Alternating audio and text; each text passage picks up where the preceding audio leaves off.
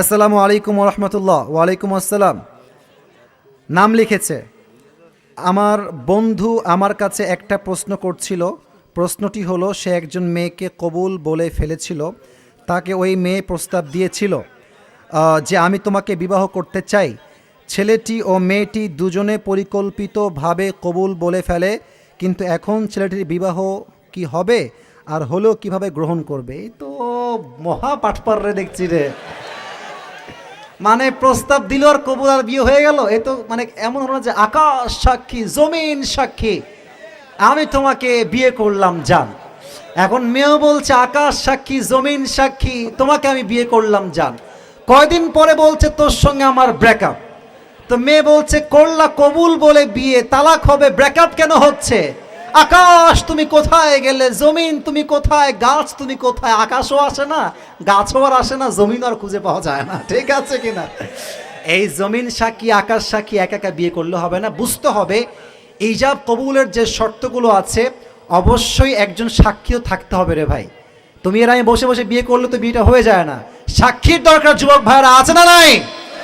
আর তোমরা যখন বিয়ে করবা, এই সমস্ত ভিত্তিহীন বিয়ে করলে তোমার বিয়ের পরে তুমি যা যা করবা প্রত্যেকটা অংশীদার হিসেবে সামিল হবে। ঠিক কিনা বলো?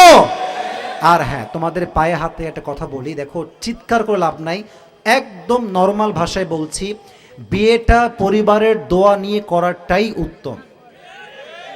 ঠিক না বললে ওয়াজ করা যায় না, বলেন?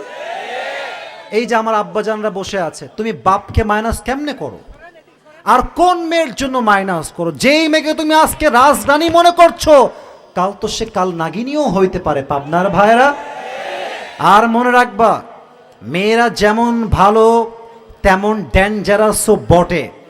তোমাদের ভালোবাসা মানে, আমি কথাগুলো বলছি প্রশ্ন আসছে বিধায়, নয় দিনের পথের বাইরে কথা আমি বলতো না, বাট বলতে বাধ্য হচ্ছি। মেয়েরা সম্পর্ক করতেও পারে সহজে, ভুলতেও পারে খুব সহজে, কারণ এদের ভালোবাসার চাইতে আবেগটা কাজ করে বেশি। বাট ছেলেদের ভালোবাসা হচ্ছে সবচেয়ে অনেস্ট ভালোবাসা, একবার ভালোবাসলে সহজে ভুলতে পারে না। অতএব তুমি যেই মেয়ের পাল্লায় আবেগে পড়ে বিয়ে করবা, ছ্যাক খাবা, মেয়ে কিন্তু বিন্দাস খুশি থাকবে, তোমার জীবনটা জাহান্নাম করে ছেড়ে দিবে। যুবক ভাইরা, তবে সব মেয়েকে আমি এক পাল্লায় মাপছি না। আমার কথা হচ্ছে, বিয়ের ক্ষেত্রে আবেগ বাদ দাও, পালিয়ে বিয়ে বাদ দাও, কোর্ট ম্যারেজ বাদ দাও। বাপ মাকে কনভিন্স করতে হবে, আব্বা তুই বিয়ে দিবা না কেন আমাকে? তুমি বলো আমাকে কেন বিয়ে দিবা না? তোমাকে বাঘের মতো প্রতিবাদ করতে হবে, তোমার 14 গোষ্ঠী বিয়েতে রাজি হবেই হবে। ঠিক কিনা বলো? বাট পরিবারের মতের বাইরে গিয়ে বিয়ে করলে কি হবে জানো? মেয়ের রূপ পরিবর্তন হইলেও সমস্যা, আর বিয়ের পর দেখবা বাসার ভাড়ার সমস্যা, থাকা খাওয়ার সমস্যা। বাপকে বলবো আব্বা আমি তো ফেসে গেছি বিয়ে করে। আব্বা তুই মর যা, তুই তো বিয়ের সময় আমাকেই মাইনাস করেছিস, তোকে আমি কেন এখন পালতে যাবো? যুবক ভাইরা, ঠিক আছে কিনা বলো? আব্বা আম্মার দোয়া নিবা। আব্বা আম্মার দোয়া আছে যেখানে, বিবাহিত জীবনের সুখ আছে। অতএব এই যে মেসেঞ্জারে যান, তুমি কবুল বলো, আমিও রাজি। তারপরে দেখবেন যে মিট করতে গেছে এমনি একা একা, তুমি বলো কবুল, আমিও কবুল, হয়ে গেল। না প্রিয় ভাইয়েরা, সিস্টেম অনুযায়ী, শরীয়তের যে বিধান আছে সে অনুযায়ী হালালভাবে সুন্নত অনুযায়ী আমরা বিয়ে করবো। রাজি আছেন তো ইনশাআল্লাহ?